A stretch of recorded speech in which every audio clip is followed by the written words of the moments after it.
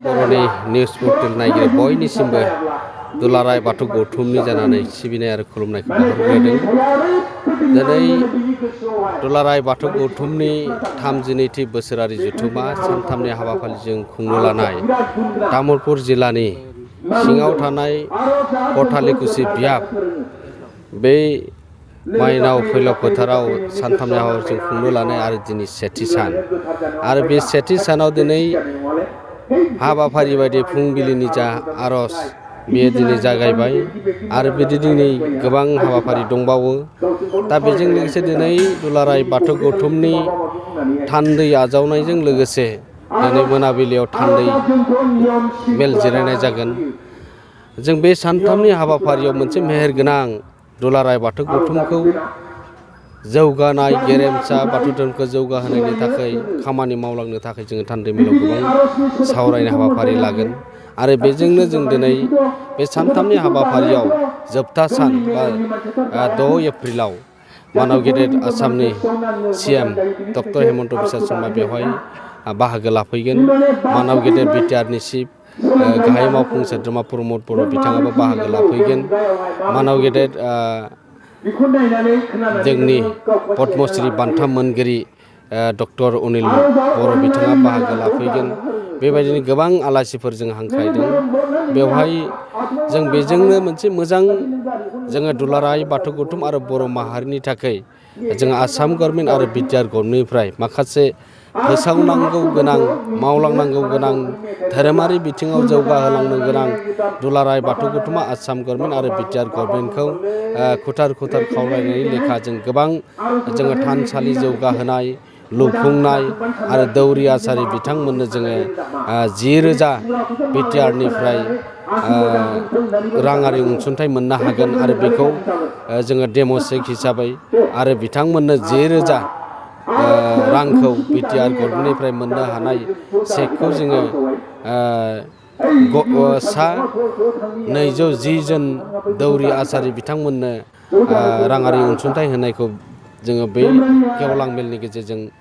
जोङो होनाय जागोन आरो बेजोंनो लोगोसे जोङो आसामाव थानाय आरो बिटिआरआव थानाय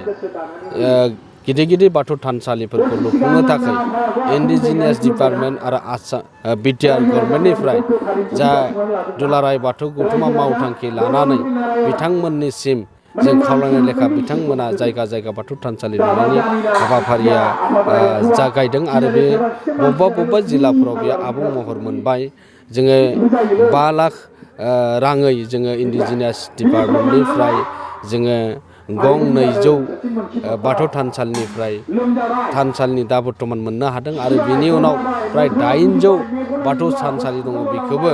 बिथांमोना बुंनाय बायदियै जोंनो फोसावलांगोन। माखासे बेबायदिनो होबावनो दङ। जोङो गोबां जायगाफोराव जोङो लामा सेरफोराव बाथौ थानसालि लुनायनि जिखिनि हाबाफारि लादों दुलाराय बाथौ गौथुमा बिथांमोना बेखौबो नाजागोन होननानै बुंदों। बाथौ धोरोमखौ जोङो जौगासार होनो थाखाय दुलाराय बाथौ गौथुमा गोबां बोसोरनिफ्राय नाजायै बाथौजिमनि बाथ्रा नेशनेल हलिनि बाथ्रा जोङो मानाव गेदेर भारत हादरनि नखर मन्त्रि अमित शाह बिथांजोंबो थांनाय बोसोराव थेलामाराव गौमा आर'जआव लाबोनाय जादोंमोन। दा बेजोंनो बिथाङा बे 1 बोसोराव स्टाडि खालामनानै मोनबाय। दा थांनाय जोंनि बे बर' फरायसा आफादनि बे गेवलां मेलाव बिथाङा गाहाय आलासि हिसाबै बाहागो लाफैदोंमोन। बेवहाय बाथौ धोरोमनि सायाव गोबां बाथ्रा बुंदों आरो बाथौ धोरोमखौ नेशनेल लेभेल इन्टारनेशनेल लेभेलसिम